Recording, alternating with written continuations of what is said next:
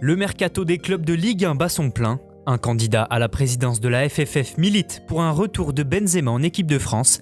La Juventus et Cristiano Ronaldo reviennent dans la course en Serie A. Voilà le menu du journal de Made in Foot.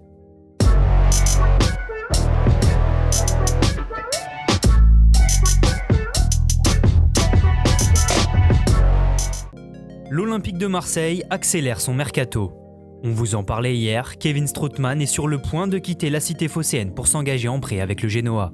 Côté arrivée, Paul Lirola est déjà sur la canebière. Le latéral droit espagnol de 23 ans va passer sa visite médicale aujourd'hui à l'OM.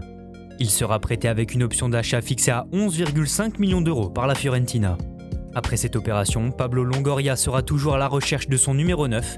Et après les rumeurs sur Arkadiusz Milik, Gaëtan Laborde et Jean-Philippe Mateta, un nouveau nom est associé à l'OM. Selon le journal espagnol AS, le club français aurait entamé les négociations pour récupérer l'attaquant de Braga, Abel Ruiz. Arrivé cet été au Portugal dans le cadre du transfert de Trincao au Barça, le joueur formé à la Masia joue peu avec Braga et pourrait déjà partir. Côté prolongation, Florian Thauvin ne devrait pas rester sur le Vieux-Port. En fin de contrat en juin prochain, l'ailier français de 26 ans va quitter l'OM en fin de saison, a affirmé Téléfoot. De son côté, Jordan Amavi devrait lui rester et étendre son contrat jusqu'en 2024. Gianelli Imbula va-t-il regretter de ne pas être resté à Guingamp ? Depuis la fin de son aventure à Sotchi en Russie, le milieu de terrain de 28 ans avait retrouvé les terrains d'entraînement du côté de son club formateur. D'abord avec la réserve, l'ancien Marseillais avait ensuite intégré le groupe pro où il avait convaincu la direction qui était prête à lui proposer un contrat. Oui mais voilà, le 31 décembre dernier, Imbula a débuté un essai avec le FC Nantes, provoquant la colère de l'EAG. Le club breton a dénoncé une attitude irrespectueuse de la part du joueur qui explique lui de son côté ne pas avoir reçu de nouvelles des dirigeants. Après 10 jours de test avec les Canaries, Foot Mercato nous apprend qu'Imbula a quitté hier les installations du FC Nantes, considérant avoir prouvé sa valeur. Le joueur va donc maintenant s'entraîner seul de son côté en attendant la réponse des dirigeants de Loire-Atlantique. Le fin mot de l'histoire devrait arriver dans les prochains jours. En Ligue 1 toujours, l'AS Saint-Etienne croit tenir son attaquant. Annoncé depuis plusieurs semaines chez les Verts, l'Égyptien Mostafa Mohamed serait sur le point de signer dans le Forez, selon RMC Sport. À 23 ans, l'attaquant de Zamalek arrive pour une somme avoisinant les 5 millions d'euros. Le Pharaon va paraffer un contrat de 4 ans et demi avec la SSE. En Italie, la Juventus a enchaîné un 3e succès de rang en s'imposant 3-1 face à Sassuolo.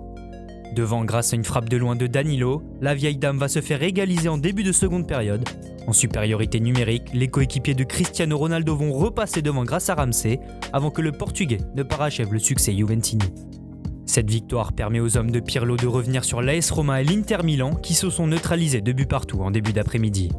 Après l'ouverture du score de Pellegrini pour les Giallorossi, Skriniar et Hakimi vont permettre à l'Inter de mener, mais Mancini va égaliser en fin de match pour la Roma. A noter également dans cette 17e journée de Serie A la victoire 2-0 de la Lazio de Rome à Parme et le succès 2-1 du Napoli contre Udinese. En Angleterre, les 32e de finale de la Cup se poursuivent. Hier, Chelsea l'a emporté 4-0 contre Morecambe. Score fleuve aussi pour Tottenham qui l'emporte 5-0 contre une équipe de 5e division.